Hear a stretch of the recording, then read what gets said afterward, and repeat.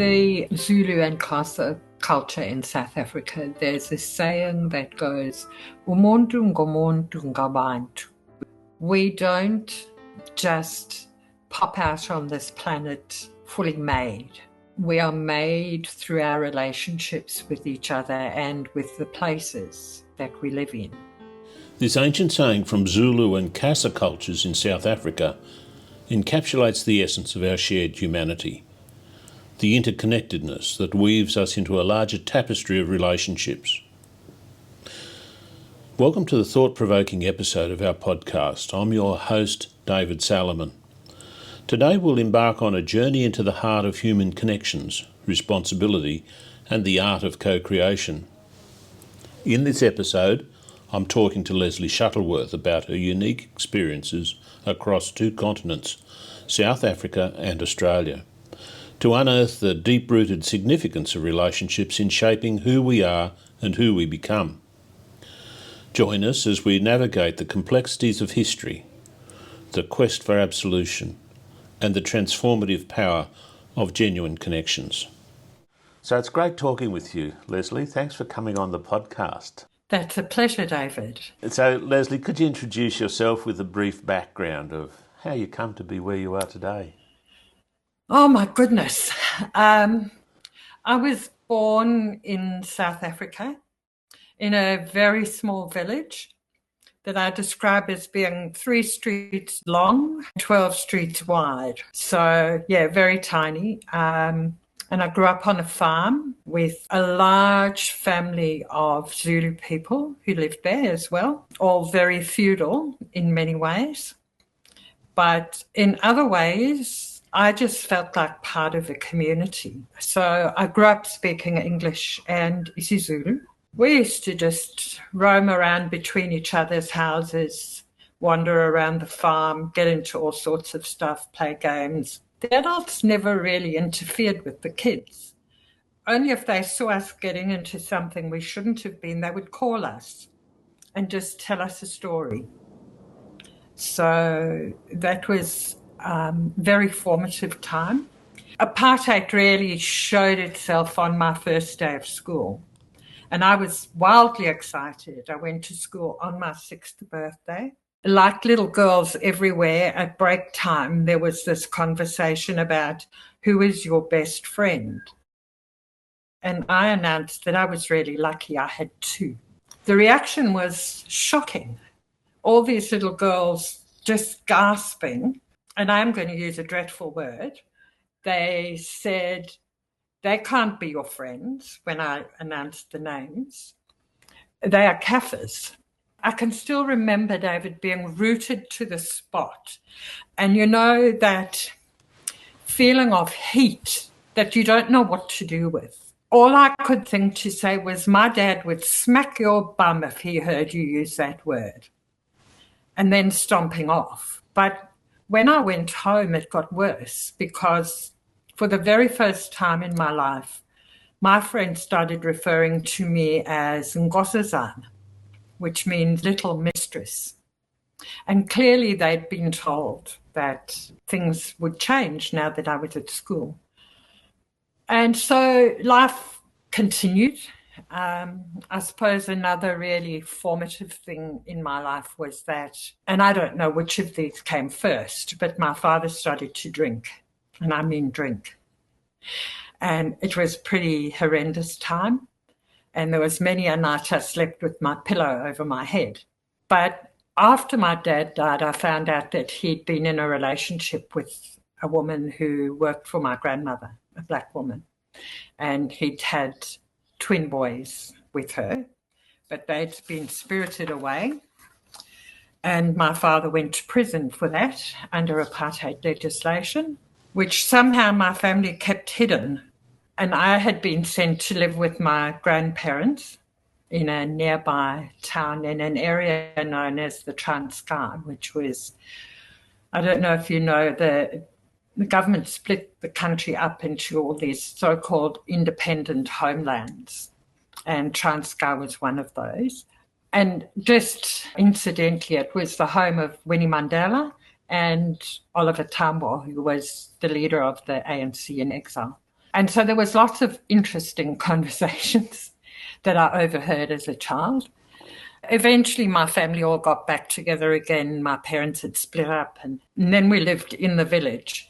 And I suppose I was a bit of a loner as a child, I think, as a result of all those things. And I remember as a teenager, I used to think the young Indian boys in the village were the most gorgeous creatures I'd ever seen in my life. But I used to be really troubled, because what if somebody could see into my head and know that that was what I was thinking? And of course, they were never, ever going to speak to me. Yeah, it was crazy, crazy place. I went to boarding school because there was no high school where I lived. And I hated school. I hated boarding school. I was bored to distraction. But I had a couple of amazing teachers. I remember a history teacher who taught us all this stuff, and then he just put the book down on his desk and he said, well, that's one story. Now I'm going to tell you another. He then proceeded to tell us a story that, had the government heard him, he would have been locked up, and I don't know how none of the kids reported it to their parents. But so there were a few people like that. So I left school, I went to work in a bank, and then I eventually moved to Durban to work in a bank. I got a transfer. I was such a country bumpkin. I went to work on my first day and I got up to these big glass doors, and oh my God, they opened all on their own. I stood there going, oh my God, did you see those doors? With everybody looking at me. And yeah, it took a long time to adjust to that. I really missed the country. I found living in a city really confining. I used to say I felt like there was something wrong with my eyes, because they would slam up into buildings and there was no horizon to look over. Going back to my childhood, my mother was a very staunch Christian. She started life in, I don't know, probably in the Methodist church, then the Congregational church, and then she went further and further into more and more fundamentalist stuff. My dad was the complete opposite. And I remember him once saying to her, you know, the children will find more God in the wilderness than they will in any church. And I think I really embraced that. And we spent a lot of time in an area known as the Wild Coast, where there were a few dirt tracks. I mean, it would take you hours and hours to drive 30 Ks. But there was nothing there except the local people who had lived there forever. Well, not forever, but a long time. So we just roamed around on wild beaches, and I think that influenced me hugely. Yeah, so back to life in Durban. I got married. I had twin sons. Eventually, my husband and I started an advertising business. So in between that, I'd done a marketing qualification. And I talk about this as my life on the dark side, because it was all about making money and making money for other people. I guess it was weird. And I quickly ran out of things I wanted to buy. So we went to a party, and as you know, I have got a bit of a big mouth. So I had a lot to say about the government that night. And shortly after that, this young guy came along and he wanted to come and work for us. And he begged and he pleaded. And one day I came home and there he was in our office. And I said to Gary, well, what's the story? And he said, oh, well, you know, he isn't working and he just wants to work on a small retainer and commission. But he never did anything about getting any work. And I couldn't stand him and I couldn't understand what this reaction was. And then one of my clients said to me, oh, I see you've got that guy working for you and I know him, and you need to be really, really careful because he's an arch conservative. Anyway, I came home one day and he was rifling through the filing cabinet. And luckily, he hadn't got to the bit where we had some ANC magazines, which were banned. And so I sacked him on the spot, which you could do in South Africa with impunity. Nobody had worried about fair work rules or anything. And then we got a phone call from a friend of ours who worked on a small newspaper called the Weekly Mail. And he said this person had been and applied for a job with them. Now, the Weekly Mail was banned more than it was ever published, I think. And he said to us, look, I just want to tell you that this guy's security police. What they used to do is they had people who would just go around, and they were paid by the police, and they'd just go around and spy on people and see what you were up to. I guess we had a bit of a narrow escape, and that rattled me quite a bit. Gary had always wanted to leave South Africa, and I didn't, because I love Africa. I love its energy. I love everything about it. But if you had sons, they were conscripted into the army when they left school for 2 years. And they had to fight up on the border and in the townships. So one day we had friends around for a barbecue, and we're sitting there, and Gary looked at me across the fire and he said, so when Bart and Romney finish school, are they going to the army? And my reaction was, those bastards are not getting my sons. And then he said, so what are you going to do? Are we going to Australia, or are we staying here? So we packed our bags, and here we are. I found it a really difficult thing to do. All of a sudden, I was in this strange land. It was winter time, and the grass was green when it was supposed to be brown. I felt like I was just slipping on the surface of things all the time. I guess, that's probably a common experience for migrants. Like, you just don't fit, you don't belong. I would be okay when I was in the city, but when I went out into the country, I would just go, oh my God, foreign land. But slowly I came to appreciate it. And I think it was probably after 25 years, I went home for a holiday to see my family.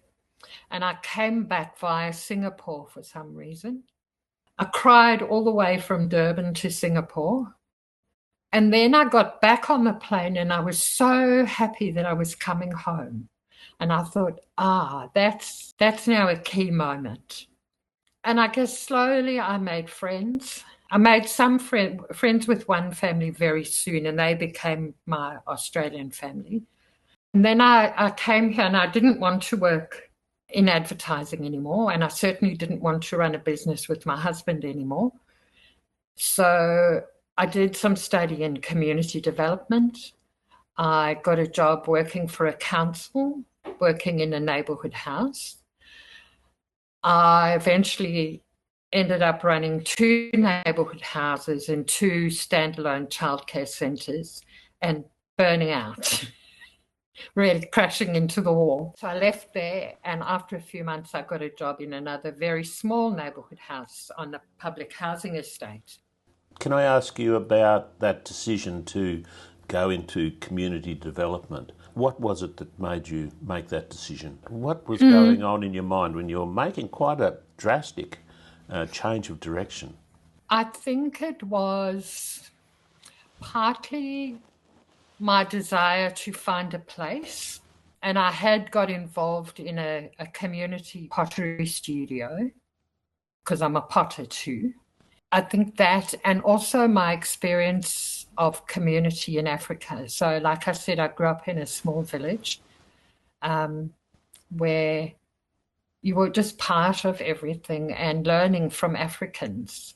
So there was this kind of sense that I grew up knowing that all the women who were my mother's age were all my mothers, and all the men were also my fathers.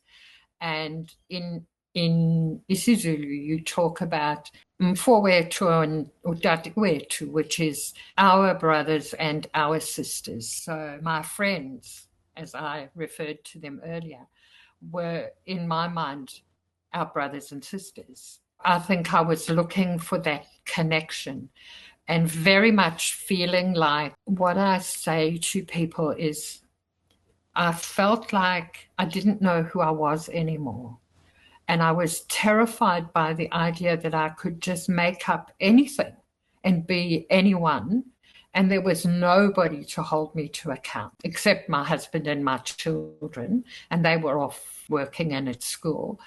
And so the people I met had no idea who I was, and I found that really, really unnerving, to the point I just wanted to run away. So it would have been quite confronting, I guess, in Australia, where when you move to a new place, you can be very optimistic about the way things might be and that they may be better than the place you're leaving. Coming to Australia, though, may not have given you that sense of change you were looking for. Well, I guess what I say to people is you need to understand that most migrants, in my experience, don't come to Australia. They leave their home because of war, crazy situations. It's not a positive move. Although for my husband, it was very much, he was delighted. He thought he would just cruise in here, find his spot and settle down, and was completely thrown when that didn't happen. And I came here with I'll just grit my teeth and get on with it attitude. You were looking for your identity or your new identity and looking for community, and you were sort of spurred on and found yourself in these neighbourhood houses looking for it. Did you find what you were looking for? Oh, no. What I found, and I'm deeply troubled by this, I found the first place I worked in was in quite an affluent middle-class suburb. And I found that people were looking for something that was nice and comfortable and reassuring. And that to them was what community was about. They were looking for a community of likeness, which in many ways, that's what apartheid was all about. So I was quite horrified by that. When I went to the public housing estate, I had a different experience.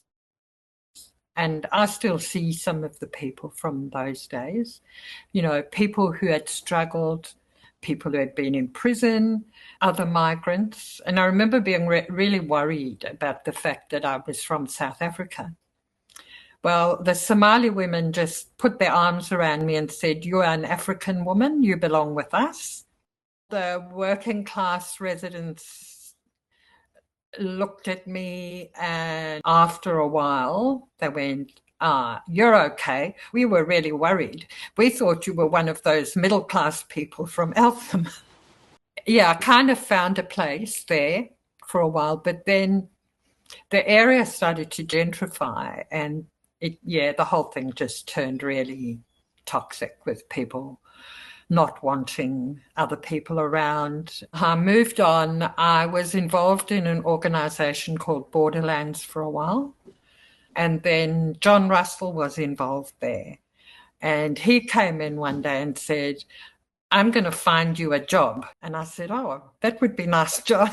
Well, the next thing, Michael and Damien came down to see us, and I was working for NED. For our listeners, tell us what NED is. So NED is a private philanthropic foundation. It stands for Nurturing Evolutionary Development.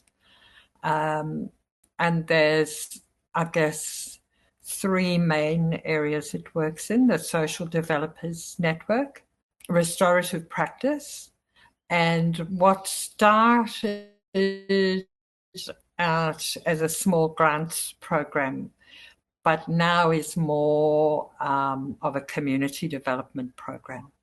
In between all that, signed up and did a master's program in what was initially called transformative and integrative practice. Halfway through, they changed it to sustainable development and something or other, which I was pretty peeved about. I liked the first name, so I just stick with that. Nobody could quite explain what I was doing, and there were people who said I was studying beekeeping, which kind of summed it up. So the course was actually the organic integration of the social, the ecological, the aesthetic, and the spiritual. So we did all kinds of things, from singing to psychology to politics to ecology. It was fabulous. And I feel like that course is still working in me now. I guess really leaves you poised for a connection to SDN, Social Development Network. How did that come about? I guess through my connection with Borderlands and meeting Ben and John Russell and Jacques. And so I can't remember what year it was. I went to one at Common Ground just outside Melbourne. So I was sort of sitting there not knowing what on earth I was supposed to say. And I ended up sitting in my room at the 11th hour developing a little PowerPoint presentation on shame. And that it was really lovely, and I felt the people were really warm and welcoming and interested, and we had some lovely conversations. And then shortly after that, I started working on the NED grant program. So I've been to a few over the years. So what is it? So if you've been to a few, what is it about the SDN workshops? We'll talk a little bit more of that in a little while. But what was it about the SDN workshops that made you go back? I think partly because I work for NED, I feel a bit of an obligation to connect with different things that they do.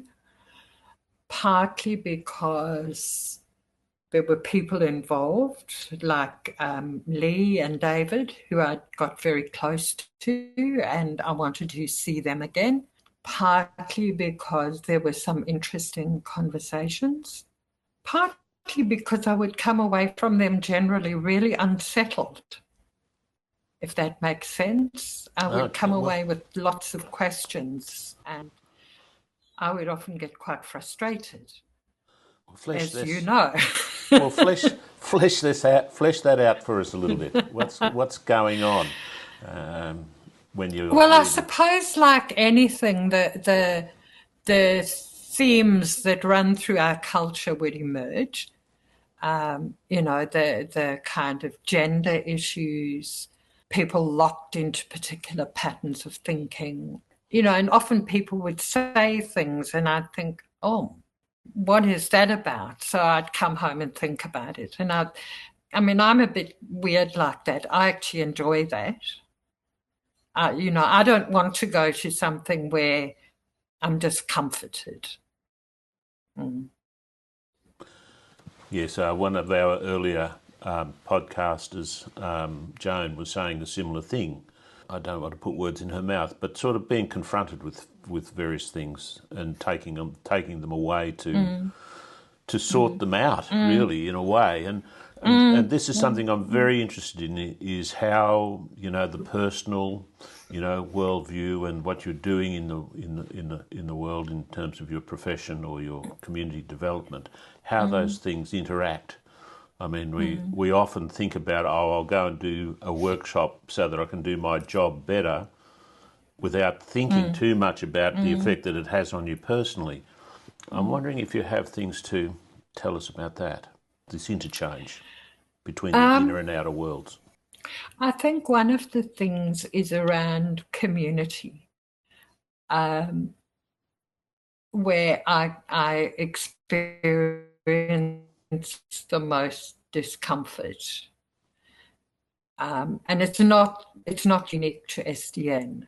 It's like, this group of people, some of at least have never seen each other before, will get together and then they announce that they're a community. And I find that really weird, because for me, community is something quite different.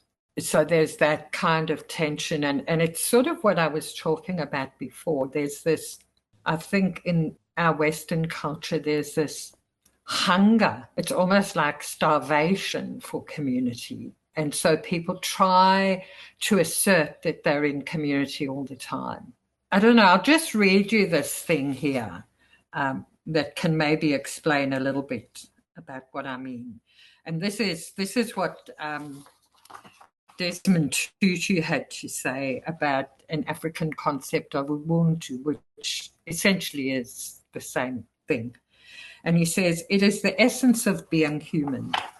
It speaks of how my humanity is caught up and bound up inextricably with yours. It says, not as Descartes did, I think, therefore I am, but rather, I am because I belong. I need other human beings in order to be human. The completely self-sufficient human is a subhuman. I can only be me, only because you are fully you. I am because we are, for we are made for togetherness, for family. We are made for complementarity. We are created for a delicate network of relationships, of interdependence with our fellow human beings, and with the rest of creation. So for me, it's like that connection with everything. In the Zulu and Xhosa culture in South Africa, there's a saying that goes, "Umuntu ngomuntu ngabantu," which you can translate as a person is a person through other people. If you kind of stretch it a bit, you can go, a person builds their humanity through their relations with other people. And it is about the fact that we create each other, we co-create. We don't just pop out on this planet fully made. We are made through our relationships with each other and with the places that we live in. And it speaks to living relationally. And, you know, as Desmond Tutu used to say, we would never learn to walk or talk without other people. So I am not this fully contained person that makes myself, you know, and that's the way we think in Western thought, that we set our own goals and we, you know, go and strive for them and we do all these things and it's our achievement. No. In a community sense, your achievement is also the community's achievement. It's not that people say to me, oh, it's about herd mentality. It's not that. No. It's like community nourishes and nurtures you and creates you to be the best you can be, to realize your potential, because when you realize your potential, everybody benefits.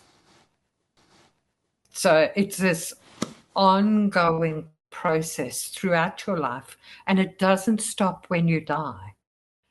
Your ancestors inform you.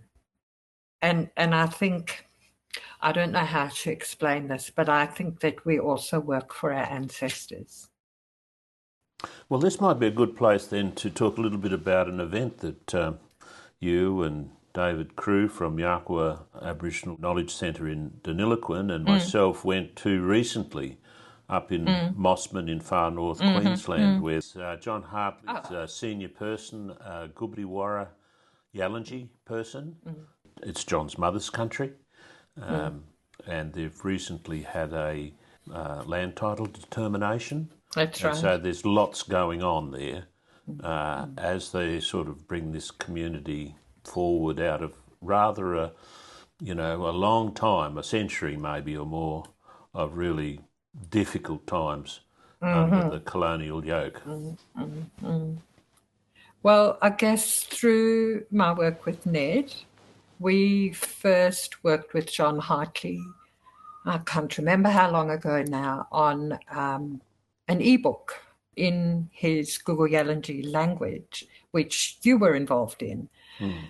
And then later we funded a project at Kuya Beach, where we supported a community bush garden. And then I think you were helping me with an evaluation, talking to John. And I just, prompted by Michael Ma actually, said, oh, well, what else can we kind of do together? And I don't know if it was you or John mentioned that they wanted to apply for this federal government grant. And I said, oh, yeah, we can help with that.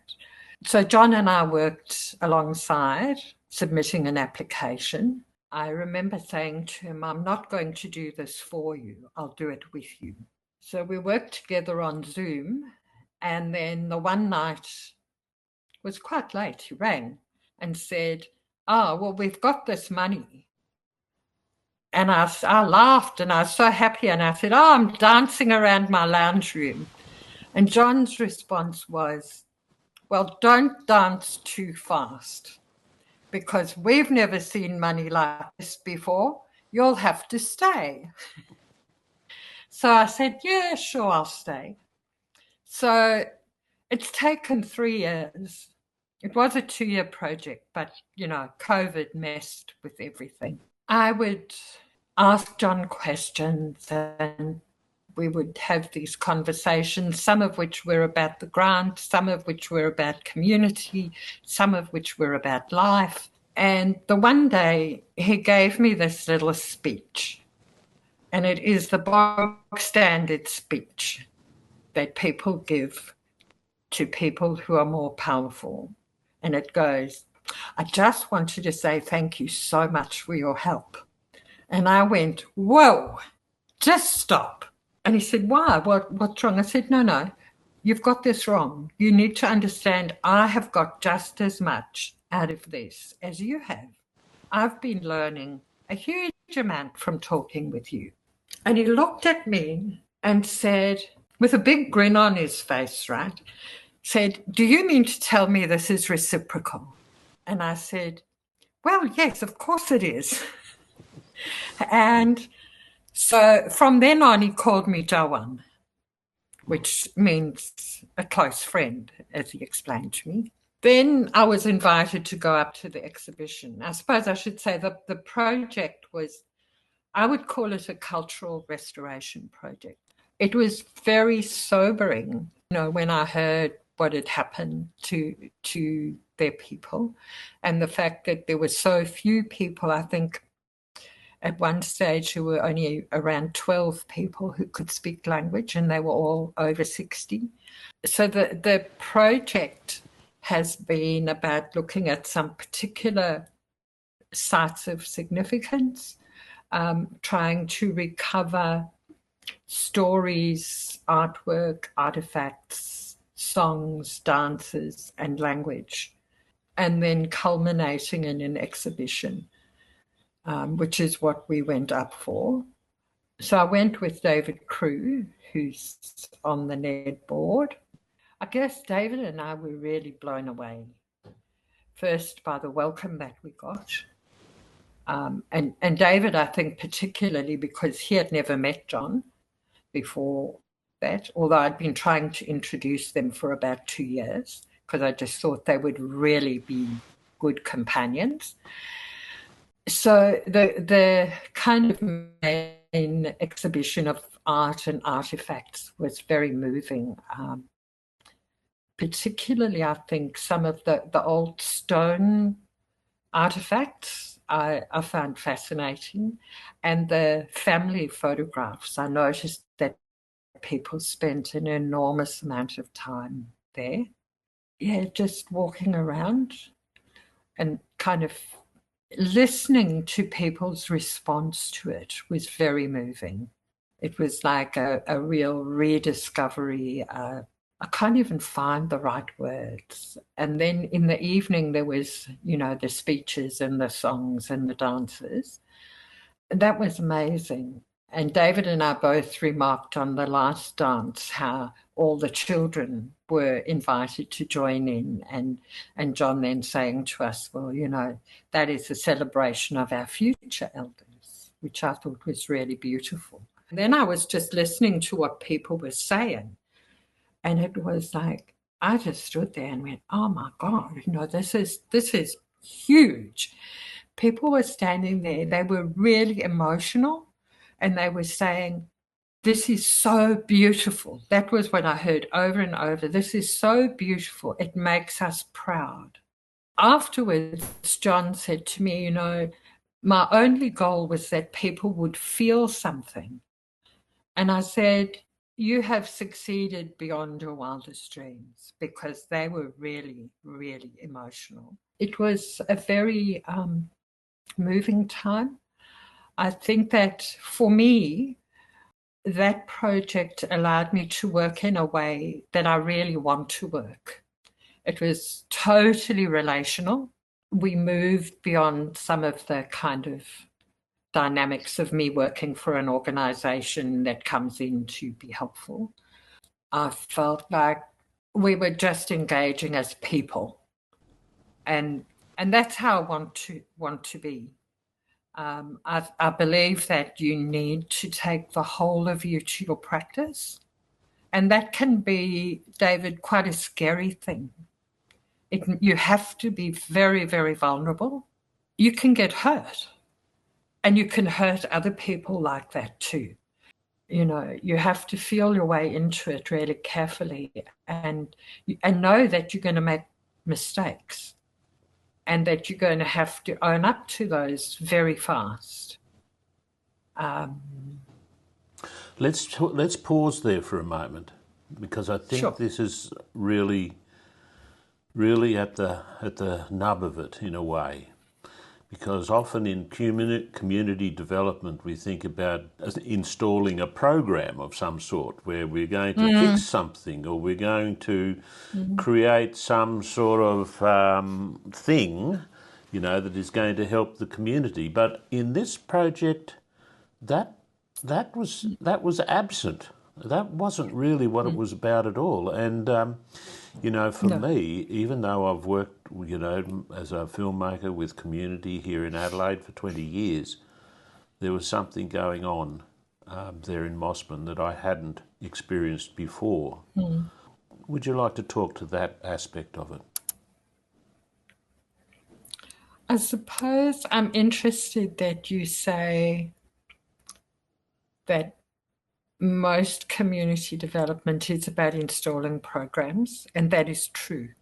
I have a problem with the word development, because although community people always talk about working in a strength-based way, and they talk about empowering people, the word development implies a deficit. The most common thing is this kind of quite arrogant position, quite a colonial position of, we'll go and fix these people and make them more like us. Well, I'm not interested in doing that.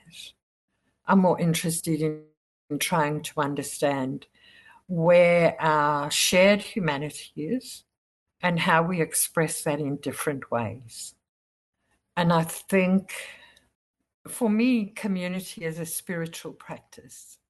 And interestingly, John and I had that conversation recently, and he said to me, well, if it's not spiritual, then I don't know what it is.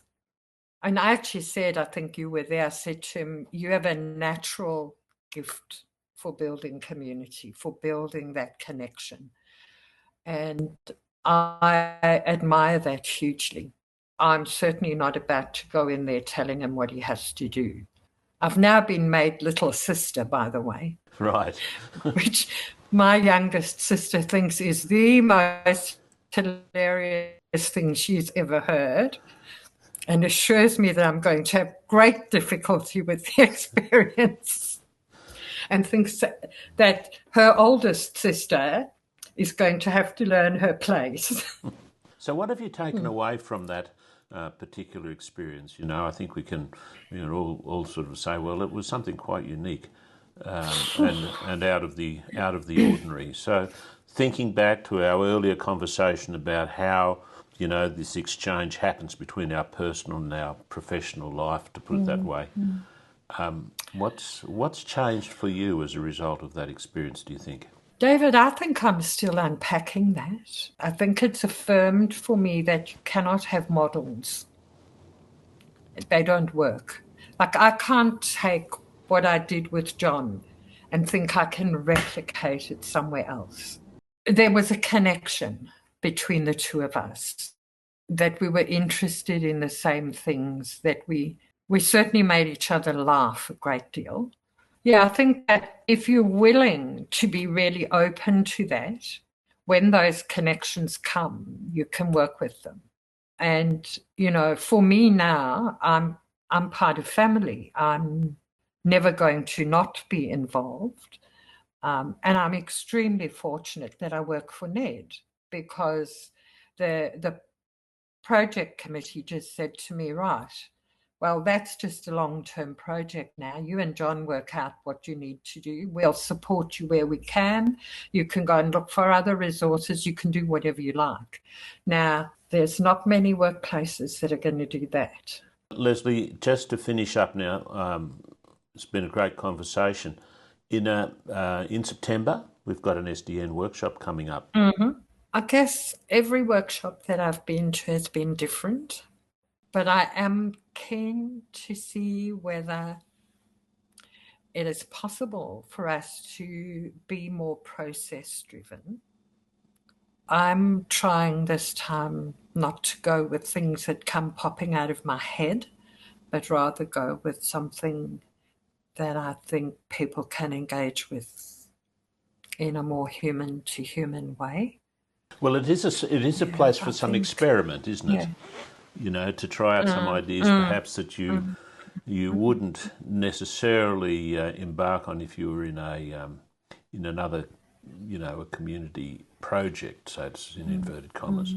But that's, I think, one of the values of that little workshop community for the time it exists is that it is a very open to experimenting with different things, different approaches, different perspectives, really, and hearing from many different perspectives and listening in a way that perhaps. Yeah, I've sort of been thinking about this idea of trying to pose some kind of question and then just providing afternoon tea so that people can just think about that question and talk about that question and go and sit outside and sit with the question. And I'm a big advocate for walking when you want to try and figure something out. As you know, I write, and I found that I'm only able to write if I walk. There's something about that rhythm that kind of just settles things in me and lets me work things through. But also, when I was studying, I actually called my master's project Under the Soles of My Feet, because I stumbled over this notion in an online etymology dictionary that to learn was to get it under the soles of your feet. And so I explored that idea of that learning, you would know this as a teacher, is about drawing people out along a path, letting them find their path and nurturing that. And interestingly, in a conversation with John recently, he reminded me of the word nourish. And he said that for him was the thing, that you had to nourish people. Well, that's it for this episode. I had to leave out quite a bit of our conversation, but I wanted to personally reach out to you. Your perspective matters, and we'd love to hear your thoughts. Don't hesitate to leave a comment right here on Podbean. Your insights could spark a meaningful dialogue. And thank you for being an engaged listener and an essential part of our community. So till next time, this is David Salomon, signing off.